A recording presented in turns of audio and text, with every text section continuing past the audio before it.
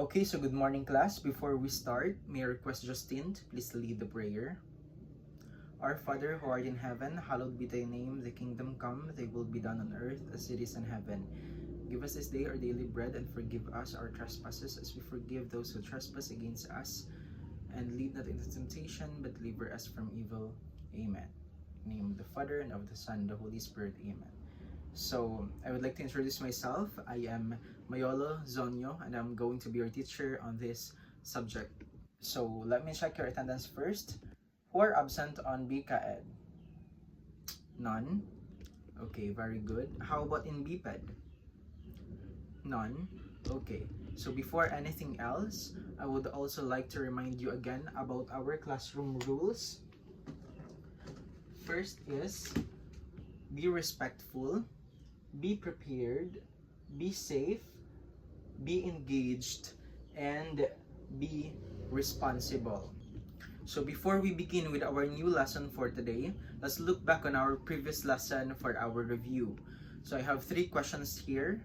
So first question is, what do we mean by a classroom management plan? Okay, raise your hand if you want to answer. Civilia. It is a teacher's guide for managing behavior, routines, and expectations. Very good. Liberato. It outlines how the teacher maintains order and supports learning. Very good. Buado. It helps the classroom run smoothly. Very good. Okay, so for our number 2 question, what are the main components of a classroom management plan? Yes, Sabandiha. Classroom rules and expectations. Very good. Give 1 component, Gregorio. Procedures and routines. Morales. Consequences and positive reinforcement. Very good. And last question is, why is it important for our teachers to write a classroom management plan before the school year begins? Give 2, Morales. It helps the teacher stay organized. Very good. It prevents misbehavior. How about Saldivia? It sets clear expectations for students and it helps create a safe and positive learning space. Very good. So thank you for your answers, class. Now, we already know the components of a classroom management plan and why teachers need one. So now, before we start with our new lesson, I want you to experience the different classroom environments, because as future teachers, it's very important na maintindihan natin how classroom environment influences learning. So I have 3 emoji cards here, and these emoji cards represents kung ano kaya ang mararamdaman ng mga students natin, ang mga future students natin sa iba't ibang classroom situations. So I have a comfortable and ready to learn emoji. Next is unsure or partly distracted emoji. And last is uncomfortable or stressed emoji. So each one of you will have this 3 emoji cards. So distribute. Yan. Kumuha kayo ng 3 emoji cards at ipasa ninyo. Okay. So on this activity, I will show you some classroom images and you will raise the emoji that best shows how your future students would feel in that classroom. Is that clear? Okay. So now, ready na ba ang inyong emoji cards? Okay, raise your emoji cards. Okay, so now let's begin.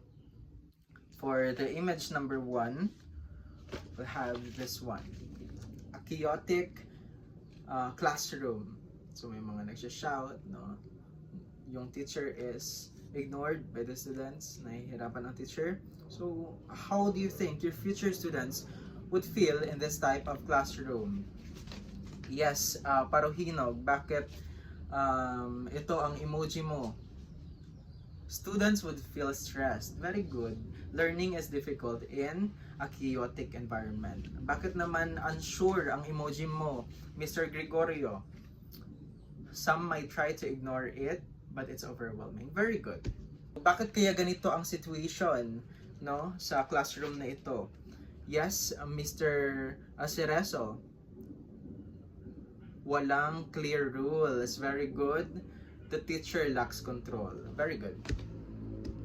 Now for the image 2, this one, slightly messy classroom. So how might your future students feel? Okay, bakit ito ang emoji mo? Distor. Some students may feel distracted. Very good. So it's not very organized, but it's still manageable. No? Some students might be distracted, some students might be not. Bakit naman ito ang emoji mo? Arsenio. Others may feel uncomfortable. Very good. So what do you think your teacher might need to improve on this classroom situation? Yes, Nicole, better classroom arrangement, clearer procedures, very good. Ano pa? Consistent routines, very good. On our third image, this one, an organized classroom, clean, quiet, well arranged. So how would your students feel in this classroom? Okay, more of comfortable emoji. Explain why. Acosta, they would feel comfortable because the room is clean. Very good. Students can focus since everything is in place. The neat environment encourages learning. Very good. So what teacher behavior do you think created this environment? Athena, clear rules and routines, good organization. Virai, teacher prepares the room well, expectations are established early. Very good. So now, no, as future teachers, your reactions shows that the classroom environment has a powerful effect on your students' feelings and behavior. No, a well-managed classroom supports learning, and the poorly managed one creates stress and disorder. So today, we will understand what classroom management really means and why is it essential for us as future teachers. So now when you hear the words classroom management plan, what comes into your mind? Yes, rules, very good. Control, paruhinog. Classroom discipline, very good. Keeping students focused, Arsenio. Managing behavior, very good. So now let's build a clear definition of a classroom management. So let's first tackle understanding classroom management plan. So I have a book here, and this is entitled Understanding Classroom Management Plan. And inside is, it says, what is classroom management plan? So this is the definition of classroom management plan. It refers to the process, strategies, and actions we use as teachers to create and maintain a productive, orderly, and positive classroom environment. So based on this definition, what do you think classroom management includes? Yes, Cerezo. Setting rules, Saldivia. Creating routines, Masangkay. Guiding student behavior. Very good. So classroom management is not only about controlling behavior. No, it is also about organizing the space, preparing routines, making learning flow smoothly. So if the classroom is managed well, students can learn more effectively. At kung hindi naman, even the best lesson can't be effective. Nasusundan ba? Okay, so now let's tackle the importance of classroom management plan. So meron ako ditong box of the importance of classroom management plan. Okay, so why do you think teachers must manage the classroom well? To make the learning easier. Very good. And to prevent the misbehavior of the students.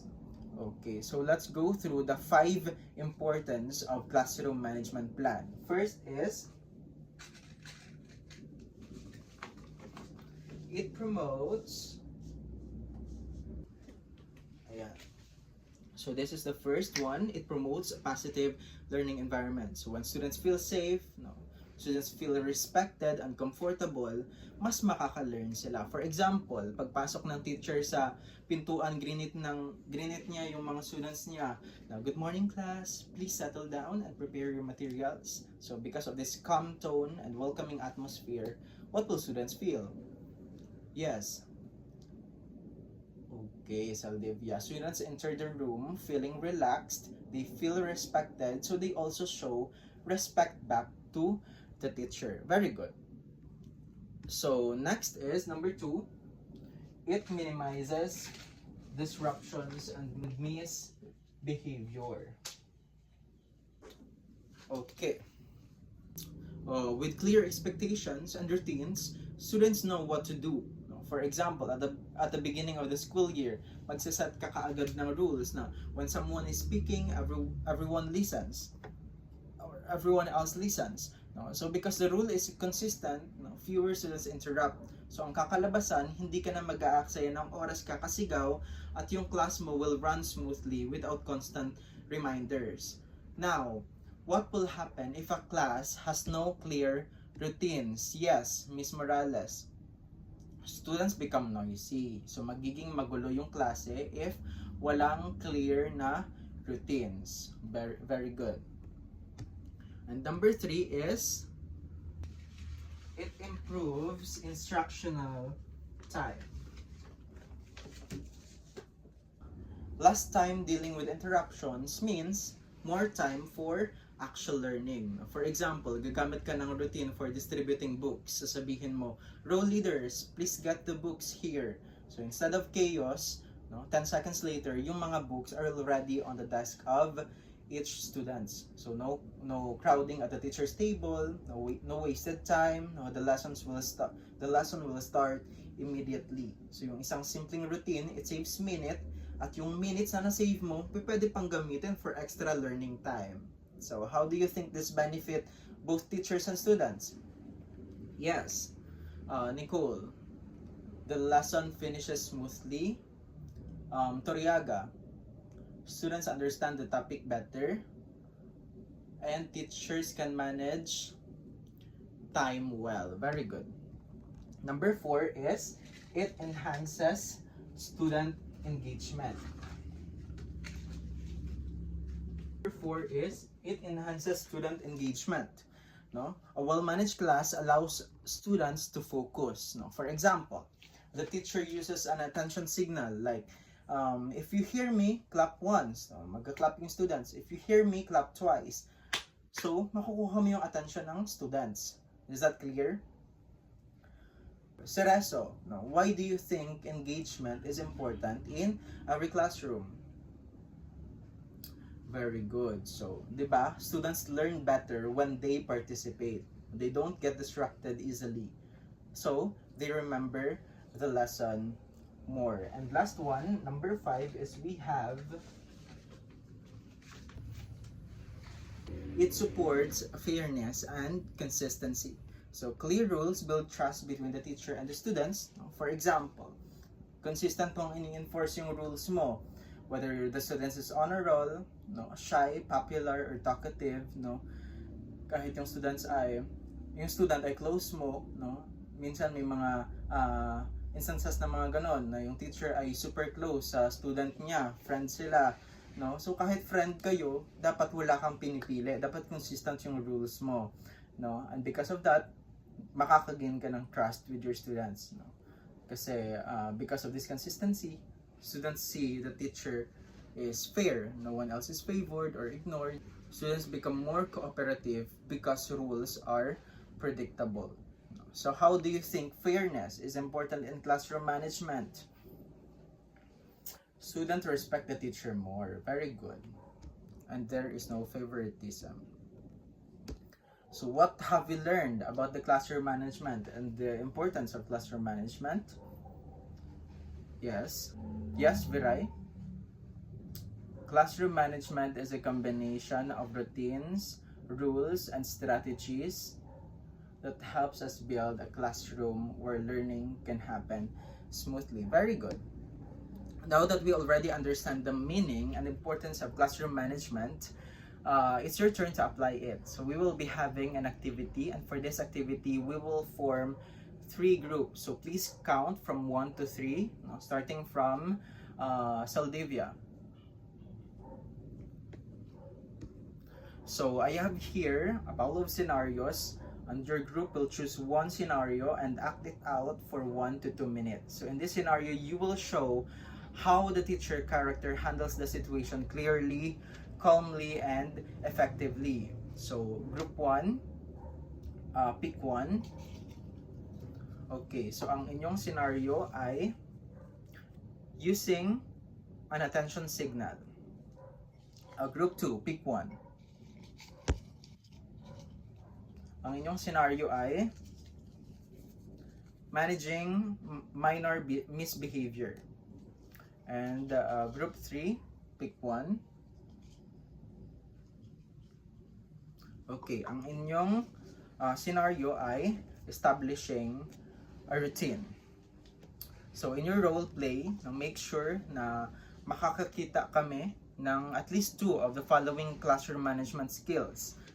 Giving clear instructions, setting rules, using routines, managing behavior fairly, keeping the class focused, and showing respect and positivity. Is that clear, class? Okay, I will give you 10 minutes to prepare. And also, here's the rubrics for this activity. Okay, thank you everyone for participating on our activity.